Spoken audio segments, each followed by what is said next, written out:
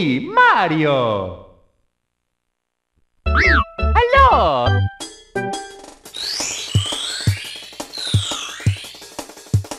It's me, Mario!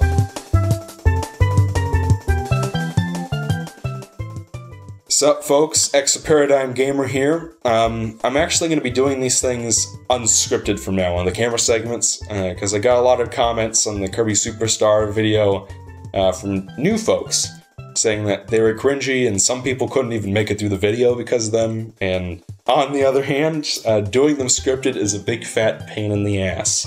I'm prone to mistakes. It's difficult to memorize lines and do a bunch of wacky hand gestures, keep it synchronized and not mess up any of your speech. That's been a consistent problem ever since I started doing these things consistently. I think that if people aren't liking the way they are, and if I'm not liking the way I'm doing them, and if I'm never satisfied with them, then it's time for a change. And I think doing them unscripted will make things so much easier, and I hope that you guys will enjoy them more as well. So, with that out of the way, it's finally time to talk about Super Mario 64. I've gotten a hell of a lot of requests for this particular Remake or Rebreak episode pretty much since I finished the classic Mario Marathon back in 2014. It's been 3 years, folks, and those videos are shite, and I need to redo them, because all the footage is in 360p, my voiceover recordings are terrible, and, you know, there are just other problems. I feel like I could do a much better job now, and I feel like those particular games deserve a lot better. That's not going to happen anytime soon, it's just on the table. I'm up for redoing those. Yeah, the reason why I haven't gotten around to Super Mario 64 up until now is because it was very imperative, for reasons that I'll be discussing extensively in the video itself, that I be able to play the remake and record it as authentically as possible. Like, usually I'm up for using an emulator or virtual console to get good quality footage out of an old game, because generally that doesn't really change how the gameplay is. It's still pretty representative of the experience, usually. But in this case, it was very important that I play the game on the actual hardware, so that, you know, I don't know, I guess to legitimize my view a little more, so that people know I'm not just talking out of my ass. So, yeah. And now that I have this DS capture device, and I've had some practice using it and upscaling the footage to make it look pretty, almost emulator quality, I think it's finally time. It's finally time to do Super Mario 64. There are no excuses. And thank you guys for being patient, by the way. It's, I know it's not, my upload schedule is not ideal, but there's not much I can do about it. So yeah, and this is a pretty big video too. This should be my longest video ever, if my estimates are correct. So yeah, it's finally time to talk about Super Mario 64, so let's get into the video proper. I'm guessing most of you already know this stuff, so I'll keep this introduction short. Series creator Shigeru Miyamoto began brainstorming a 3D Mario title during the production of the SNES Star Fox in the early 90s. Co-developer Argonaut Software pitched a prototype for a 3D Yoshi platformer around that same time frame, which would later become Croc Legend of the Gobos when the two companies went their separate ways. Supposedly, Super Mario 64 aped a lot of the ideas from the Yoshi prototype, despite becoming very different from Croc overall. 1996 saw the launch of the Nintendo 64, the namesake company's official response to the Sony PlayStation and Sega Saturn. Super Mario 64 is one of the titles available at launch and was revolutionary in establishing many of the 3D game design conventions we know today. At the time, seeing Mario's 3D face pop up on the title screen complete with the Super Mario Bros. Theme was a gaming milestone, capturing gamers' hearts and minds and gesturing them towards the 3D future of the industry. While many still maintain fondness, even admiration, for Super Mario 64 today, it's safe to say that the cultural dialogue is shifting. What was once regarded as a candidate for best game of all time is now increasingly seen as quaint, basic, and generally not that great by longtime players and newcomers alike. Frankly, sequels and other games have arguably built so much upon 64's foundations that it's not hard to see why many would now regard it as unimpressive today. My experience with Super Mario 64 dates back to somewhere in the late 90s. I was very young, but I remember my dad purchasing an N64 from the local Target. He played through most most of the game and beat it, and I was there to experience it along with him. I would later pick up the controller for myself, making Super Mario 64 the first console game I ever played. Fascinatingly, Super Mario Bros. Deluxe and the Game Boy Color was also my first exposure to handheld gaming. Back then, I took it for granted that the game was fun and well designed and didn't approach it with any critical thinking. I kept up with all the Mario remakes or ports, whatever, on the Game Boy Advance throughout the early 2000s, and lived and breathed Super Mario Sunshine on the Nintendo GameCube. Finally, circa 2004, I saw an article in a magazine talking about the then upcoming Nintendo DS, as well as a full remake of Super Mario 64. I'd show you the article in question, which I'm 90% sure was from GamePro magazine, but GamePro's North American branch shut down years ago. None of the issues from 2004 are on archive as of March 2017, and I'd get a physical copy for you, but I don't remember which precise issue it was. I think it was this one? Maybe? I don't know, my memory's failing me on this one. Anyways, back then, the idea of playing a free-roaming 3D platforming game on a handheld blew my mind, as did the prospects of playing Super Mario 64 on the go. Thus, Super Mario 64 DS was one of the first games I played in my original Silver DS back in the day, which now sports my new capture card. Back then, I loved it, but for one reason or another, I felt little desire to revisit it over the years. Bottom line, I'd own up to having nostalgic experiences with both the N64 and DS versions of this title, but that also puts me in a unique position to evaluate the quality of both versions, seeing as I have an attachment to both. Beyond revisiting the N64 version for the Z-Bros Let's Play on Game Mavericks, I haven't touched Super Mario 64 since 2012, and haven't actually finished the game in many years more. Now, with years of reviewing experience under my belt and a very different 3D Mario experience available today, I'm finally ready to put these games under the Remake or Rebreak microscope. As always, Remake or Rebreak is a review segment where I examine classics of the past to see how well they hold up today, with an emphasis on how well subsequent significant re-releases recreate and improve upon the original experience. So yes folks, that means that I will be bringing newer sequels and spin-offs into the discussion, as I always do. Ladies and gentlemen, the meme is officially dead. This is Super Mario 64 Remake or Rebreak. You all know the plot to Super Mario 64. One day, Princess Toadstool, now going by her original Japanese name, Dr.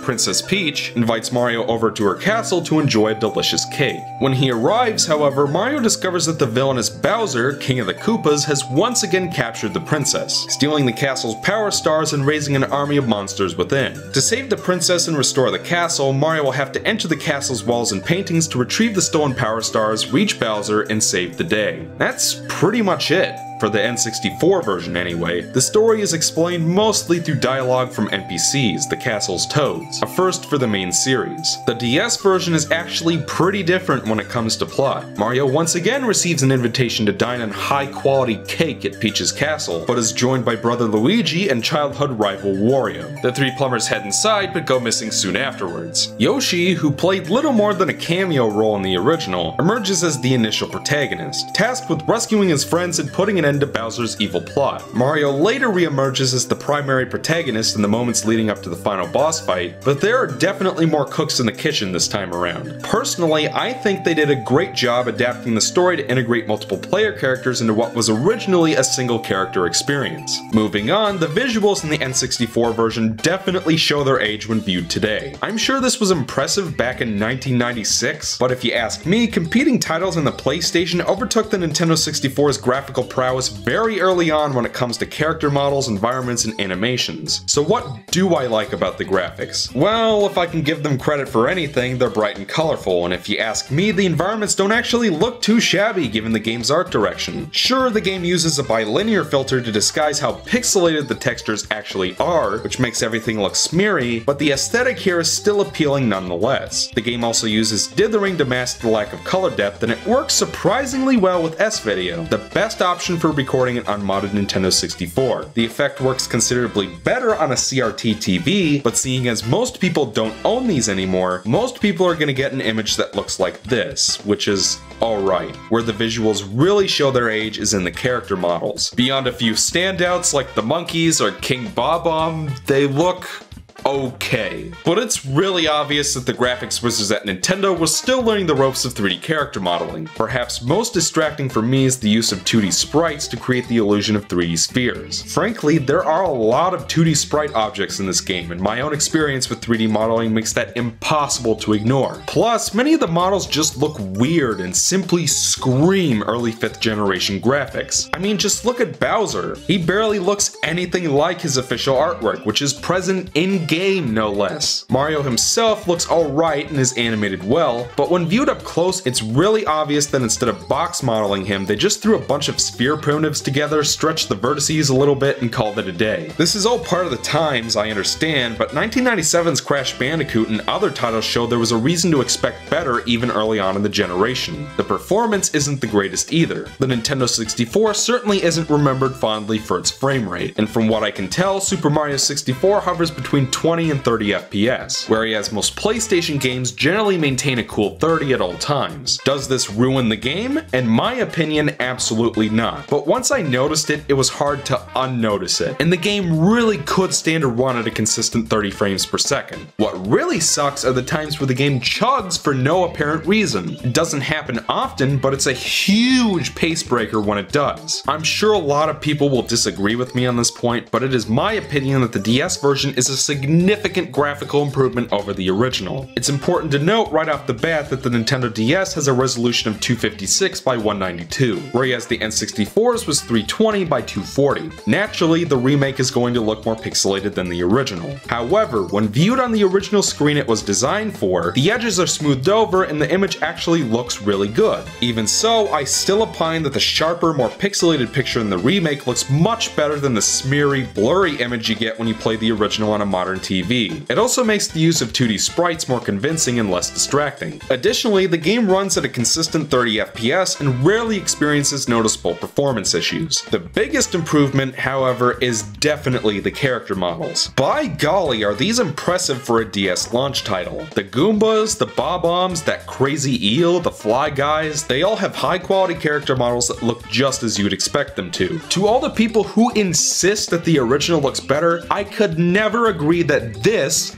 looks better than this. You'd have to have quite the skewed aesthetic taste to believe otherwise. Frankly though, the decent looking environments and superior character models just look better in a handheld game than they do in a console one. For me, the remake definitely takes the point when it comes to visuals. In terms of music, while it's all classic stuff, it's really not much to write home about in my opinion. Koji Kondo once again helms the composer's chair, and if you've been in gaming for a while, you'd be hard pressed not to have heard any of these tracks. Peach's Castle, Bob-omb Battlefield, Bowser's Road, Jolly Roger Bay, The Secret Slide, Bowser Battle, remixes from previous games, you name it. It's the catchy, bombastic stuff Mario music is made of. But like most games in the classic Mario lineup, the track selection is mighty shallow when compared to that of its competition. Despite there only being 15 main levels in the game, you're only going to be hearing maybe 7 tracks between them all. Part of that's because they reuse level themes for several stages, but I still would have liked to hear a mechanical theme for Tick-Tock Clock or an adventurous sky theme for Rainbow Ride instead of the slide theme again for both. It's overall good stuff, but compared to other games in the genre, the selection leaves a lot to be desired. The remake really isn't any different in that regard, but it does add a few new jingles for the new power-ups and the encounters with the new boss characters. Generally, the sound font approximates the original N64 soundtrack fairly well, and I don't think there was much room for improvement in that regard. I guess maybe the bitrate is a little lower, but I think it will satisfy most fans of the original game. My only complaint sound-wise is that the fidelity of the voice samples is not the greatest. It's above fast food drive-thru quality, but that's not saying much.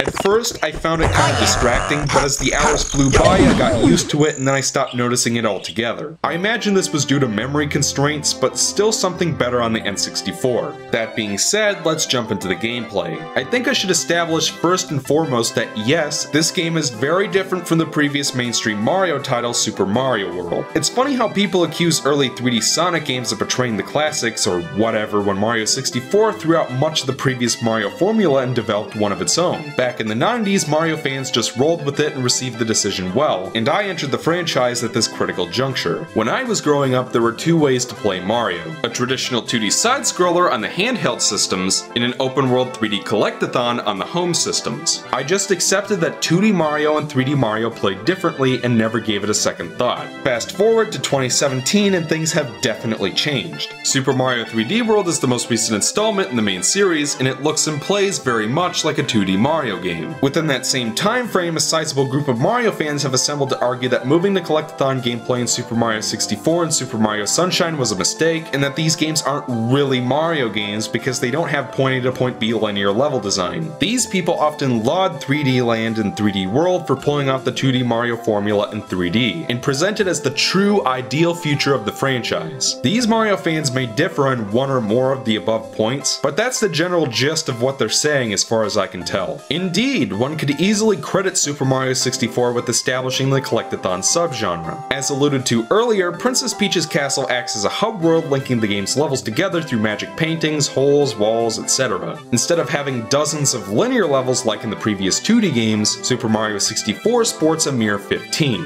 Nintendo 64 cartridges couldn't store the triple-digit level counts of PlayStation CDs. Because of that, Nintendo 64 designers went from making dozens of linear levels to making fewer open-ended levels with lots of things to do in them. Many of these tasks involve collecting things, hence the collectathon moniker. The goal of Super Mario 64 is to collect Power Stars, which you receive for completing missions in the game's stages. The emphasis on exploration and completing tasks is a clear departure from past Mario games, where the goal was simply to make it to the end of an obstacle course. I think this is a big part of why the Super Mario 64 dialogue has shifted so much in recent decades. In the mid to late 90s, collectathons were everywhere, but today the subgenre is all but dead and 3D platformers generally have largely faded from the mainstream. Additionally, the technical limitations that birthed the collectathon subgenre disappeared some time ago, allowing the point A to point B design philosophy of 2D platforming games to come back into vogue. Certainly, collectathons may be making something of a comeback with upcoming indie titles A Hat in Time and Yooka-Laylee, but I doubt the subgenre will ever be mainstream again. Point is, one could easily view collectathons as a relic of dated game limitations and nothing more. I've certainly met people who just don't understand the appeal of collectathon games and never will. Taken together, it's not hard to imagine why Super Mario 64's appeal might be lost on people in 2017. As for me, there's always been something uniquely appealing and addicting about collectathon gameplay. Some would imply that collecting X amount of Y to get Z is an inherently cumbersome or unrewarding structure for a video game, but I'd like to stress that collecting shit in itself is not what makes these games fun for me. I love collectathons because I enjoy the open-ended exploratory level design. I enjoy doing all the little missions, completing all the platforming challenges, interacting with unique NPCs, unlocking new moves, and even playing the occasional minigame. The completionist aspect is another huge part of this subgenre's appeal, especially since these games make it pretty easy to keep track of what you've done and still need to do. Stuff like gems, coins, or orbs incentivize fully exploring the open-ended levels, while the main collectibles exist mainly to mark what you've accomplished and what you haven't. Now, just because I find collectathons appealing for those reasons doesn't mean you have to. In fact, my point is that whether you enjoy these games or not is entirely a matter of taste. At the same time, there's no iron law of game design mandating that all Mario games must use exclusively point A to point B level design to be good, as some would suggest. In fact, I'd say overly strict adherence to this formula, even in the spin-offs, is a part of why so many people feel fatigued with Mario nowadays. All I can say is thank Hylia for Super Mario Odyssey. It's about time we got another Mario game like this. Anyway, Super Mario 64 is actually much more focused on exploration and completing missions than Spyro or Banjo. In fact, if it weren't for red coins and secrets and 100 coin stars, I'd hesitate to call Super Mario 64 a collectathon at all. There are 6 main missions in each stage, which can include taking on bosses, collecting the 8 red coins hidden throughout the stage, grabbing a power-up and reaching the goal within the time limit, or simply making it through a platforming section a la Super Mario World. The DS version adds a map to the touchscreen which reveals the location of set pieces and the selected star. You're largely allowed to grab the stars in whatever order you want, though there are a few instances where you'll have to complete a mission before you can access another one. Again, the fun doesn't come from grabbing the stars themselves, just as Super Mario World wasn't about breaking ticker tapes. The fun comes from the exploration and completionist factors. Unfortunately, Super Mario 64 64 suffers from some design choices that are downright archaic compared to other collectathons. While it's great to have a lot of freedom to complete the game as I choose, newer players are probably going to follow the hint list, which only reveals 1 star at a time and not necessarily in order of difficulty. Some of these star names are in pretty awful English too. Jeez, man. Oh, Eric, that was the English. Wait, what? Pause it. Breathtaking view from bridge. Breathtaking view from the bridge.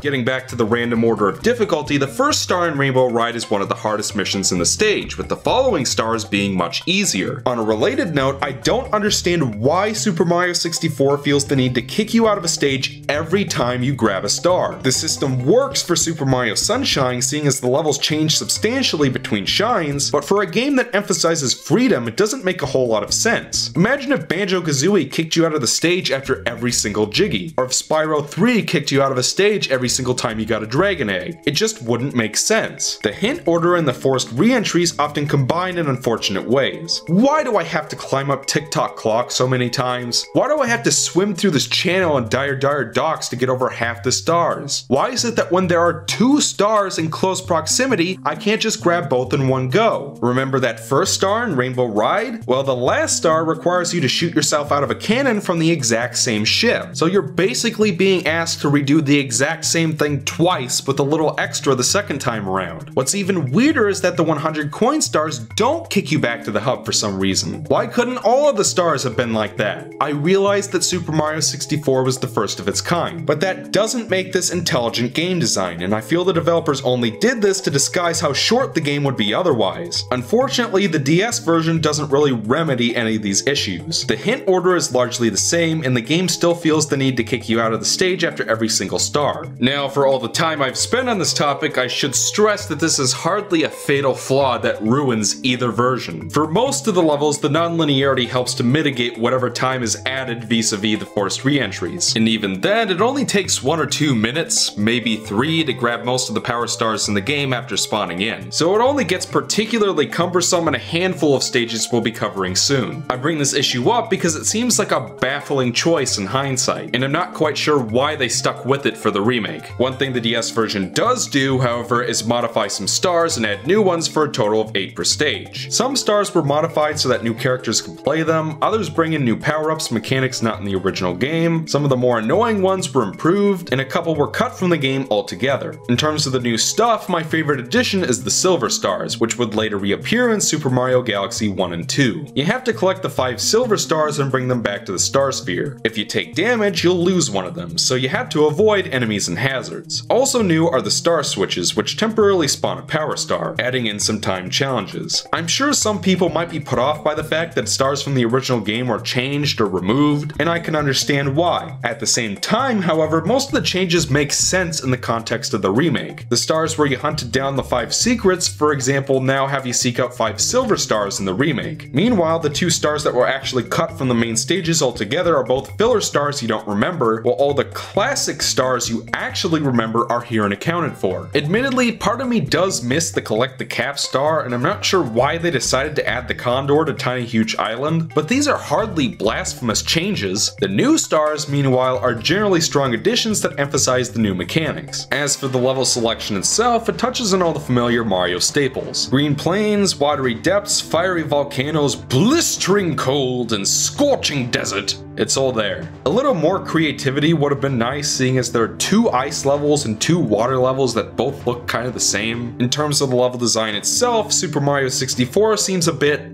at odds with itself. Given the shift to collectathon gameplay, the developers clearly wanted to make the main stages open-ended with an emphasis on exploration and doing missions. Levels like Bob-omb Battlefield, Jolly Roger Bay, or Big Boo's Haunt largely succeed at this. The exploration value is there and the stages are open-ended enough that you aren't forced to retread the same sections over and over again. Other stages like Dire Docks, Tall Mountain, and TikTok Clock have a poor grasp of the collectathon gameplay style. These stages all spawn you at the beginning of long linear sections that you have to redo over and over again to nab all 7 stars. I should also note that there are virtually no checkpoints in the entire game. Open-ended levels like Hazy Mazy Cave don't really need them, but for levels like Tick-Tock Clock or Rainbow Ride, the submission is really onerous. It's frustrating as hell to reach the top of what is essentially a giant linear platforming section, miss a simple jump, and basically have to redo the entire level all over again. This sort of level design doesn't match a collectathon gameplay style, especially since the game forces you to replay them with every star. While most of the levels fall closer to the open-ended pole of the spectrum, it's obvious that the more linear the stages become, the more cumbersome they are to fully complete. This is something Sunshine clearly understood, and it's a much better game for it. Beyond the main levels, Super Mario 64 also has 3 Bowser stages, as well as a number of secret stages hidden throughout the castle. These stages are linear obstacle courses where the main objective is to get to the end. Because you aren't expected to enter and re-enter the stage 7 times to complete them, however, these stages aren't anywhere near as tedious to complete. These levels usually contain 1 secret star, usually requiring you to grab 8 red coins. But that's pretty straightforward as long as you're collecting everything along the way. This is also where a lot of the new content for the DS version comes into play. For one thing, the DS version actually adds new sections to the main stages, such as a bottom section in Womp's Fortress that loops around the back of the level, an upper area in Dire Docks, and a bottom layer for Tick-Tock Clock. The Igloo section in Snowman's Land was also completely redesigned for some reason. For another thing, the DS remake adds an additional 30 stars to the original game's 120, making for a grand total of 150 stars. 15 of those new stars are found in the main stages, while the remainder are found in the hub world, secret stages, and boss levels. There are a total of 5 new stages to play, 3 of those being new boss levels. The stages are overall creative and well designed and worthwhile additions to the original game. I only wish there could have been more of them. Instead, the remaining new stars are mostly Switch stars retrofitted into the Bowser stages, the Metal Cap stage, and the Vanish Cap stage. It's better than nothing, but I would have preferred more new stages over what is frankly filler. Speaking of the new boss stages, and since I can't think of a better time to bring this up, the bosses are pretty meh. There are a total of 7 original boss fights, which is certainly more than Super Mario Bros. 3 or Super Mario World had to offer. A much bigger problem is the repetition. You can kill King Boo, which is nice,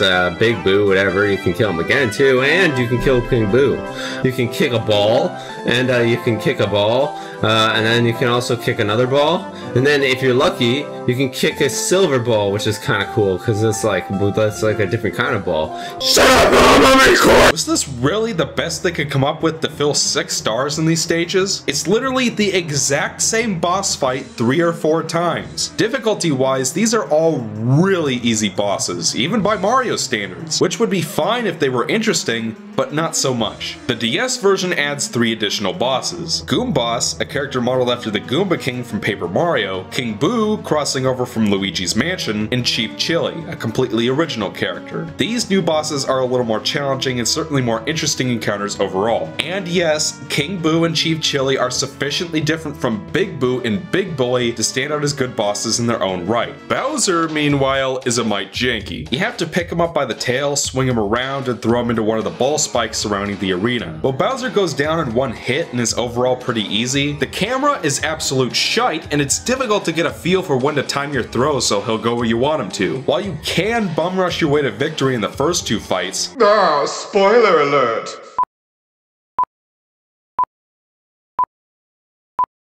the final boss takes 3 hits and actually requires you to throw Bowser into the bombs from a distance. This boss's janky design effectively barred me from beating the game as a kid, but I actually beat him on my first try in my N64 run. I'm guessing the years of practice had something to do with it. I struggled a little more in the DS rendition of these bosses. While the touchscreen map and the new camera controls help a lot for lining up shots, spinning him around with the D-pad requires more rotations to get him up to speed, and I found that timing my throws was overall harder somehow. The bottom line is that this particular Bowser fight relies on an unreliable mechanic I've never been a big fan of. Say what you will about Galaxy 2's final boss being too easy, but at least it wasn't made unnecessarily harder because of bad controls. Speaking of controls, it's high time time I address the topic you've all been waiting for. Besides Super Mario 64's collectathon gameplay, one of the biggest complaints people have about both versions of this title is the controls. And I know what some of you are thinking. People actually have a problem with the N64 controls too? Well, I didn't believe it once either. This one's a little weird. This reminds me of a shittier version of the N60. Actually, no, a better version of the Mario 64 star in the ice. Oh yeah, the one where it's like, you know, the camera gets fucking caught because it's trying to focus on you while you're inside of the ice. You know, I like that game. I don't think it's nearly as bad as people make it out to be. Flawed for sure. Are people like saying that it's bad now? I feel like there are a lot of people who just think it's just aged awfully and it's barely playable. I would because of the controls. Exactly. I think the controls are great. I don't know what they're talking about, what game they've been playing. I think it's just like, because like, I do think that Super Mario Sunshine improved on it a little bit. it doesn't feel as floaty. Yeah, as the later ones. But yes, there is a sizable group of folks who will argue that the controls in the original aren't very good. The detractors suggest that the controls are too slippery or too sensitive, or that the jump height feels wrong, or that the acceleration is off, etc, etc. I can see how if you'd grown up with other 3D platformers or even future 3D Mario games, that coming back to Super Mario 64 might require some adjustment. As for me, I've been playing this game since I was 5 years old, so I'll obviously have a different perspective. If you couldn't get into these controls for whatever reason, I'll respect your opinion. But for me, running around, doing all the different jumps, fighting enemies, all feels perfectly natural and responsive. I don't have any issues with the acceleration, and I don't experience anything close to slipperiness. And no, I don't think my experience with this game is clouding my judgment. I've come back to games after long periods of time and discovered that they didn't control as well as I remembered. Super Mario 64 is not one of those games. For me, Mario's movement and handling work pretty well, with two exceptions. Turning around can be a crapshoot. Sometimes Mario will turn on a dime, and other times he'll run in a semicircle before moving in the pressed direction. If you're on precarious footing, this can be the difference between life and death. This is a case where I've definitely adjusted over years of playing the game. By the time I reached tick-tock clock, I'd noticed I'd made a habit of stopping in place before turning, which ensures Mario will always go in the direction you want him to. Is that ideal? No, but it's far from game ruining, and I figured it out without even having to think about it. The only other issue I notice is that wall jumping feels awkward compared to future games. In Super Mario Sunshine, jumping into a wall causes Mario to slide downwards, after which you can wall jump whenever you want. In Super Mario 64, you're expected to hit the button the moment you contact the wall, or you'll just bounce backwards. Again, this isn't a big deal. Once I learned that the timing was stricter, I adjusted pretty quickly. Certainly, I prefer the way wall jumping works in the newer games, but it's not a game-breaking flaw. Overall, these controls are perfectly functional in my opinion, and I will never understand or agree with complaints from folks suggesting otherwise. I'd like to emphasize the word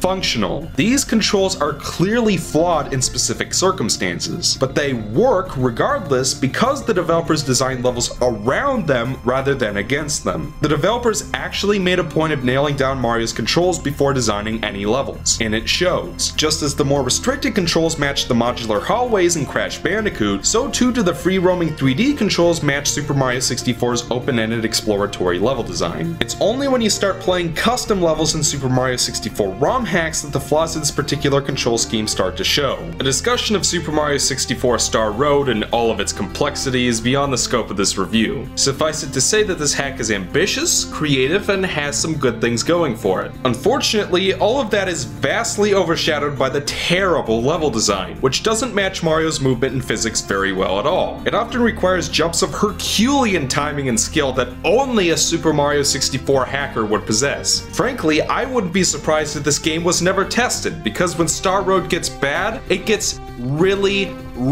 bad. Like Sonic 06 Mach Speed sections levels of frustrating and unpolished. There's a reason why Super Mario 64 doesn't have a lot of do-or-die platforming over bottomless pits. And there's a reason why Super Mario Galaxy, which does have a lot of that kind of level design, has floatier controls and fixed camera angles. Honestly, if you thought the controls were bad in the original game, I dare you to complete Mad Musical Madness or Colossal Candy Cluster. You will gain such an appreciation for the original, it's not even even funny. Point is, the controls work in Super Mario 64 because the developers clearly understood the limitations and designed the game around them. Of course, Mario's movement and handling are only part of the equation. I'll agree with Super Mario 64 detractors 100% that the camera controls are dated as hell. The main problem is that unlike, say, Spyro the Dragon, where holding the shoulder buttons continuously moves the camera until you let go, Super Mario 64 only lets you move the camera in set increments. Often, these preset angles aren't very helpful for seeing where you're going, and even this wouldn't be so bad if the camera didn't get stuck on everything all the time. Seriously, sometimes you'll try to turn the camera to the most desirable angle, only for it to get stuck on what feels like nothing at all. That's really annoying and reeks of dated game design. You can press R to switch to a Mario Cam mode, which zooms in close, but I can't think of any instances where this is particularly useful. You can also set the R button to lock the camera in place, which can stabilize the camera during wall jumping sequences. To give Star Road the credit it deserves, it did at least fix the camera to make it more like Spyro the Dragon. Super Mario 64 The Green Stars, on the other hand, keeps the original camera system but does a poor job optimizing levels around them. A lot of simple platforming sections are made unnecessarily harder entirely because of the dated camera controls. As dated as Super Mario 64's camera is, there is never a time where the camera actively impedes simple platforming like this. Overall, while the camera is a constant annoyance throughout the 8.5-hour adventure, it's not nearly terrible enough to sink the game altogether. With the N64 controls more or less covered, it's time to talk about the DS controls. While the Nintendo 64 controller has an analog stick, the Nintendo DS obviously doesn't, so some modifications had to be made when the game was ported over. I've heard people describe the results as cancer, saying more specifically that trying to control Mario with the D-pad is cumbersome and that Mario's controls are overall more restrictive than they were before. The main reason it took me so long to get to this particular ROR episode is that I wanted to have an authentic experience with the DS control scheme so I could adequately respond to these criticisms. All the footage you're watching was recorded from an original Nintendo DS, the same model available when the game launched. That's about as genuine as you can get, folks. So, are the controls as bad as people say they are? It's worth noting, first of all, that there are actually 3 control schemes to choose from: Standard Mode, Touch Mode, and Dual Hand Mode. In the first, you use the D-pad to move around, while in the other two, you use a combination of the stylus and the face buttons to move and manipulate the camera respectively. I'd say more about those last two, but Standard Mode works so perfectly that I never had any desire to switch to the other modes. For the sake of review, I did try the other two control schemes, and they're actually not too bad if you keep an open mind. Certainly, if the D-pad isn't precise enough for your taste, these are feasible options to try. When people complain about the D-pad control in the DS remake, they act as though Mario is locked to 8 directions a la Crash Bandicoot or Metroid Other M, which is completely untrue. In fact, Mario handles much more like Spyro the Dragon does on a standard controller. If you're running and press a different direction on the D-pad, Mario will gradually turn in that direction rather than instantly snapping to it like in Crash Bandicoot. This mimics the feel of running around with an analog stick in the original surprisingly well. I will confess, it's not quite as tight as the original, that's for sure. But it's a great compromise and a far cry from how people accuse this game of controlling. Like many 2D Mario games, Super Mario 64 DS uses a run button, whereas in the original you controlled Mario's speed by holding down the stick only partially. Let's be honest though, how often did you actually use that feature? Trying to hold down the N64 stubby analog stick only partially is extremely uncomfortable, so I never did it unless I had to. If anything, holding down a run button is more comfortable. In fact, it's the exact same control scheme as Super Mario 3D Land, an acclaimed 3D Mario game which does actually lock you to 8 directions and lacks gradual turning. Speaking of turning, I find that it's actually more consistent than the original version, though you can still stop in place to turn more precisely if you need to, just like the original. Where the DS version really shines is in the camera control. Hot mama, is this a massive improvement over the original game. I know some people will point at the touchscreen buttons and infer that controlling the camera must be awkward as hell, but that's far from the case. For one thing, the automatic camera movement feels far more competent than it was in the original, which goes a long way on its own. The L button is what really pulls it all together though. When you press L, the camera will automatically snap in the direction Mario is facing. If you've ever played a 3D Zelda game before, this camera control should feel pretty intuitive. You can also hold the L button down while running for a quasi-tank control scheme. In fact, Banjo-Kazooie, Donkey Kong 64, and Super Mario Sunshine actually have a similar feature. Yes, the touchscreen does control camera rotation, but thanks to the L button, you only really need this feature when you're standing still and need to turn the camera just slightly. When you combine the run button, the camera button, and the gradual turning, you've got a surprisingly robust 3D movement scheme for a handheld, one I found surprisingly intuitive. Yes, I have played the DS version of this game before, but that was years ago. I basically had to relearn the controls from scratch in this review. Thanks in large part to the overwhelmingly superior camera system, I think Super Mario 64 DS actually controls better than the N64 original. Is it perfect? No, I did have a couple snafus here and there that I might have avoided if I were playing with the original control scheme. For example, if you're moving without the run button and trying to move and turn in quick succession, the gradual turning is actually disadvantageous. Moments like these, however, are few and far between, and it's not like I didn't have a handful of issues in my Nintendo 64 playthrough as well. Overall, I can't help but conclude that the complaints about the D-pad controls in this game have been exaggerated at best and completely fabricated at worst. It seems to me like people are dismissing the controls out of hand because they're used to playing these games with an analog stick and are unwilling to learn a new control scheme. A glaring case of Star Fox Zero-itis, if you will. I realize that different people have different tastes as to what constitutes an effective control scheme, but to some extent it's the responsibility of the player to shake off any preconceived notions of how something should handle and learn the controls as they are. Kingdom Hearts has a pretty non-traditional control scheme, but if I complained about it, people would just tell me to get good. In this case, there was no way the DS remake could have used the original control scheme, so they had to compromise, and I think they did an amazing job, all things considered. Bottom line, both versions of the game control well, with the DS version profiting from the improved camera system. Of course, Mario isn't the only character you'll be controlling in this game, and this is the other major beef people have with the DS remake. As I mentioned earlier, you start the game as Yoshi and you'll eventually unlock Mario, Luigi, and Wario as you clear the new boss stages. You'll unlock Mario very early on, so if playing as Yoshi turns you off, you'll be glad to know that you'll only need 8 stars to reach Goomba's stage. The characters all use fundamentally the same control scheme, so it's not like you're being asked to learn 3 new gameplay styles. Yoshi is the odd one out, but if you've ever played Yoshi's Island, you should feel right at home with this one. Yoshi can flutter jump, lick up enemies with his tongue, convert an enemy into an egg, and throw that egg at other enemies. Even with all these differences, Yoshi still handles similarly to Mario and can do much of the same platforming. As for the other 3, Luigi is better at platforming but poor at combat, Wario is better at combat but poor at platforming, and Mario is decent at both. Each character has special abilities that allow them to access certain parts of the levels and grab certain stars. Yoshi can breathe fire and melt ice, Luigi has a much higher backflip, Wario can break black bricks, and Mario is the only character who can wall jump. Each character has attributes that make him useful in certain situations, which adds additional depth over the original Super Mario 64. To permanently switch characters, you'll have to go to the princess's room on the 2nd floor and enter the corresponding door. While it sounds like this might be a hassle to go through every time you need a specific character for a star, the character caps mitigate this potential issue. If you're playing as Mario but need Wario to grab a specific star, for example, you can grab a Wario cap to temporarily transform into him until you take damage, die, or grab a star. Thus, caps offer a convenient way to switch characters on the fly. Character caps won't appear in some stages until you've unlocked that character, so you're still incentivized to play the new boss levels. Caps are also marked in the map, making them easy to find. I've heard some people argue that the new characters were unnecessary and that the game was fine with just Mario.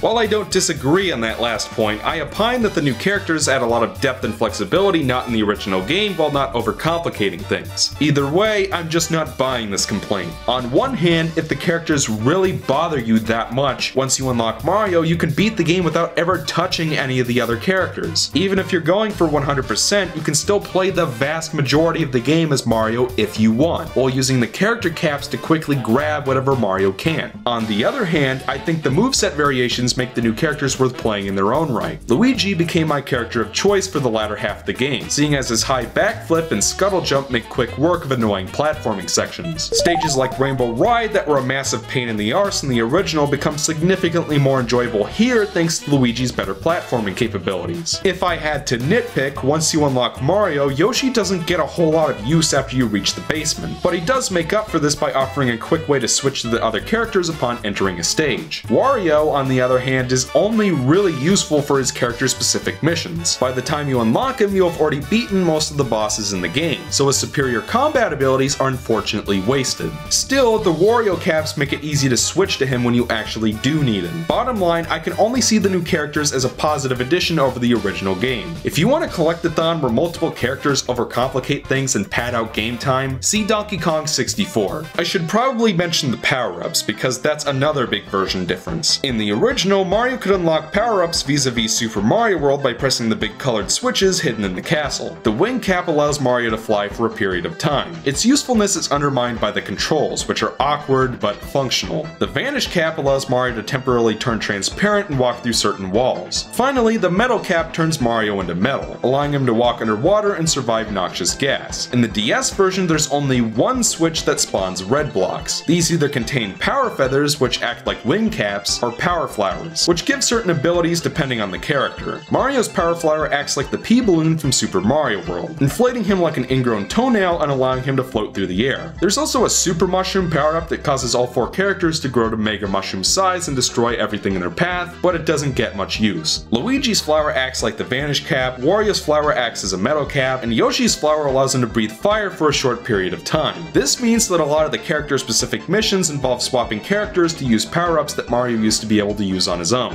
While I'd agree that this was unnecessary, again, swapping the characters with the caps is so quick and painless that I can't bring myself to agree it adversely affects the game as a whole. Before I move on, a lot of people have criticized the power-ups in this game. Apparently, Mario power-ups are supposed to act as an extension of Mario's moveset, and they can never be temporary or used to solve power-up specific sequences. Once again, I feel like people are assuming that just because 2D Mario does things a certain way, that the 3D games have to do it that way too. Power-ups as they exist in 2D Mario are vital to the experience because of how simple the control scheme is. After all, running and jumping on its own can only stay interesting for so long. In Super Mario 64, where characters can do a variety of complex maneuvers and attack enemies in a variety of ways, the control scheme alone is enough to carry the experience. The power-ups in this game are just there to add some mechanical variety, and for that purpose, they succeed. Are the caps and power flowers the most interesting Mario power-ups of all time? No, not really, but they didn't need to be. This whole complaint just feels pointless and overblown to me. Having talked about the controls and the level design, I should probably touch on what it's like to fully complete these titles. After all, completionism is fundamental to what makes collectathons so much fun to play, at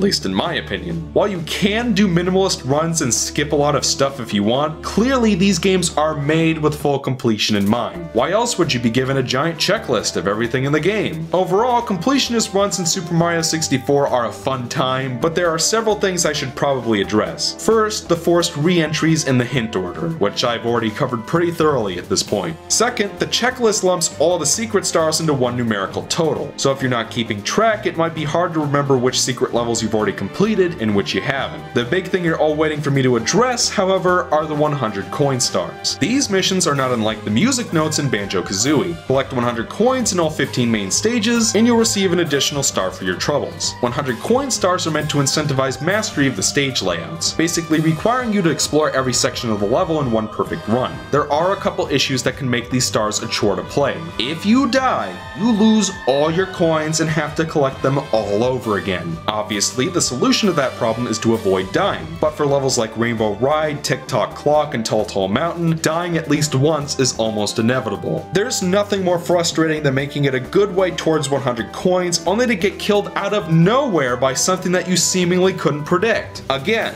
this is why giant linear level design with no checkpoints was a bad idea. A related problem is that when you go into some of the subsections like the pyramid or the volcano, you can't get back out. I don't know why, but that basically means that if you didn't grab enough coins before going, you're screwed and have to replay the entire stage to reach 100 coins. Talk about a beginner's trap. On a related note, the DS remake adds this stupid wall on Tall Tall Mountain for no reason, so do yourself a favor and save the slide section for last. Finally, while some stages have much more than 100 coins, others, like Dire Dire Docks, have barely enough, and the number of coins in a stage can depend on which star you pick from the hint list. Frankly, I think there should have been at least 120 coins in the stage to give the player sufficient leeway. The DS version does help things along by adding coins to some of the levels, most notably Whomp's Fortress and Dire Dire Docks. Overall, while the 100 coin stars can be a time sink, I don't think they're all that bad all things considered. It's a hell hell of a lot more fun than slogging through 8 rounds of Blink the Mole and Spyro a Hero's Fail, that I can tell you. I haven't even touched on one of the biggest additions to Super Mario 64 DS, the minigames. If you've played the original game, you might remember Mips, the rabbit in the basement who gave you 2 stars. Well, Mips has had wild bunny sex between releases and sired a total of 36 children who now infest Peach's castle. Mips himself has actually been removed from the game altogether, along with his 2 power stars. But since there are 36 rabbits to take his place, I don't think that's a problem. The rabbits have raided Peach's rec room and made off with the keys to the cubbies in the back. Whenever you catch a rabbit, you'll earn a key, which in turn unlocks a minigame in the rec room. Each character has a total of 7 rabbits to catch, incentivizing you to explore every nook and cranny of the hub world as every character. This is the closest the game comes to Donkey Kong 64 territory, but luckily you don't have to catch all the rabbits to get all 150 stars. At a minimum, you'll have to catch the 7 glowing rabbits, which randomly appear in place of the regular rabbits. One of them holds a key to the White Room in Peach's quarters, which contains the final star in the game. While it sounds like an annoying side quest, you can actually get most of them with Yoshi by entering and exiting the castle grounds until one of the 5 rabbits is replaced with the glowing one. Either way, I think the rabbits are a fun addition. Again, they give you an incentive to explore the castle that wasn't there before, and I love them for it. As for the minigames themselves, they're actually pretty good. There are a total of 36, with 27 coming from the rabbits and the remaining 9 available right off the bat. Most of them are just score attack dealios, but fun ones. While some of them do reuse assets as you'd expect, they're usually different enough to justify their existence. And even then, there's a surprising number of unique minigames. As you might expect, there are a handful of minigames that suck, like this one where you have to match the faces using the stylus. This would work so much better with a button. Also, this is just my own taste, but all of Luigi's minigames involve playing cards or slots, which isn't really my thing. Overall, the minigames are pretty good and well worth tracking down all the rabbits. Since I can't think of a better time to bring this up, Super Mario 64 DS also has a versus mode where you and up to 3 friends can compete in 4 stages to grab as many power stars as you can before time runs out. I'd say more about the competitive aspect, but I didn't actually have a second person to play with. It still seems like it could be a good time if you know someone who's well versed in the controls. So, remake or rebreak? How will the Super Mario 64 DS recreate and improve upon the original experience? Overall, Super Mario 64 DS is a considerable improvement over the original game across the board. The graphics, while dated on the N64, look gorgeous on a Nintendo DS screen and improve the character model substantially. The controls, which were pretty good in the original, have transitioned surprisingly well, and thanks to the overwhelmingly superior camera system, the game controls overall better than the original. On top of that, a couple annoying stars were made slightly easier, and the addition of new level sections makes certain 100 coin stars easier to get. Super Mario 64 DS adds 5 new levels, 30 additional stars, a new rabbit side quest, 36 minigames, and a versus mode to boot. On top of that, the game adds Yoshi, Luigi, and Wario as fully playable characters, a couple new power-ups, and a few new game mechanics to top it all off. Certainly there was room for additional improvements. The hint order still doesn't reflect order of difficulty, and the game still feels the need to kick you out of the stage with every single star. While the new camera and map system make Bowser slightly easier in some respects, trying to swing him around with the D-pad and time your shots is just as janky as ever. Regardless, this is one of the most ambitious remakes I've ever reviewed on the segment, and for that I think it deserves my highest recommendation: Replays. In my opinion, this is the definitive version of Super Mario 64 without a doubt. You can experience practically everything the original had to offer and quite a bit more in this portable remake. Seeing as lots of people seem to really hate this remake for a variety of reasons, I know that not everybody will receive this rating well. In fact, this was one of the hardest ratings I've ever had to make on the segment. On one hand, these folks are entitled to their preferences, but on the other hand, I find the arguments they're making extremely unconvincing. I've heard it suggested that the controls are cancer, but again, I feel like people are either misremembering how they work, are simply assuming that they must handle a certain way, or didn't bother to learn them because they felt entitled to an analog stick. In any case, I adjusted them rather quickly, and I think anyone can with an open mind. People have also complained about the characters, saying they overcomplicate what was once a single character adventure. While I understand this criticism, you can still play the vast majority of the game as Mario if you want, with the character caps offering a quick, easy way to grab whatever stars he can't get. Additionally, because Yoshi and Luigi are clearly advantageous for platforming, I found myself wanting to play as them in their own right. Whatever disadvantages there were to introducing more characters where there was once one before are far outweighed by the added depth, flexibility, and new mechanics. Next, I've heard it argued that this remake changed too much, and that the original game is unrecognizable amidst all the modifications and new stuff. Frankly, this criticism just reflects a larger worldview that I simply don't subscribe to. To me, practically everything that was changed or added made the overall experience better for it. While the game does cut the occasional star from the original game, again, all the classic stars are here and accounted for, with the cut ones being mainly easy filler stars. Either way, I don't think a dozen or so altered or cut stars are enough to ruin an otherwise exceptional remake. Finally, I've heard people suggest that Nintendo was getting ahead of themselves and that they should have waited for the Nintendo 3DS with its circle pad to re-release this game on a portable system. Frankly, the fact that they did make this work on the DS is significantly more impressive. They fit a full remake of Super Mario 64 on a DS cartridge, and managed to fit in a boatload of new stuff to boot. And despite being a launch title, it remains one of the most technically impressive games on the system. Very few DS games bothered to go full 3D, let alone free roaming 3D. I've deliberated for the past few months over whether the arguments I just mentioned were enough to preclude Super Mario 64 DS from being a replace. Ultimately, Remake or Rebreak ratings were never meant to be objective verdicts deciding which version is better now and for all of time. I've always viewed them as providing a simplified answer to the following question: which version of the game would I recommend to a neutral individual who has no experience with either version? In this case, I would overwhelmingly recommend Super Mario 64 DS over the original, for the reasons I cited above. And of course, just because I rated Super Mario 64 DS a replace does not mean that the original game's a dumpster fire with no appeal whatsoever. Any replaced original can still have what I term retro appeal. It's difficult to encapsulate what retro appeal is in a sentence, but you could think of it as a collection of small, specific design choices that newer players would not find appealing, but which are heavily cherished by those who grew up with a given game. Retro appeal is heavily personalized and comes from years of experience and possibly nostalgia. Because of that, retro appeal isn't something so intersubjectively universal that everyone can understand or appreciate it, so I don't give it much critical weight when I rate these games on this segment. In this case, I feel like most of the arguments against Super Mario 64 DS reflect the worldviews of the adults and children who experienced the game when it came out, and who have been playing the game for decades. For these people, it's hard not to get married to the game's design the way it was. The idea that a DS remake could possibly recreate such a personally sacred experience, let alone surpass it, is probably a very difficult one for some people to swallow. Certainly, if you prefer the original, I'll respect your opinion, because at the end of the day, that's a matter of taste. Much like the case of Kirby Superstar, Super Mario 64 and the Nintendo 64 is still a fun, enjoyable experience worth playing today, even if the remake supersedes it in virtually every respect. Running around and exploring levels, completing missions, collecting MacGuffins, finding secret levels, and fighting the occasional boss is still good, clean fun. I would much rather play Spyro the Dragon or Banjo-Kazooie, but that doesn't mean Super Mario 64 isn't a good game in its own right. Is Super Mario 64 one of the best games of all time? I think my friend Ryan Mathis put it pretty succinctly. What I mean to say is that I heard a lot of people say that Mario 64 was a good game,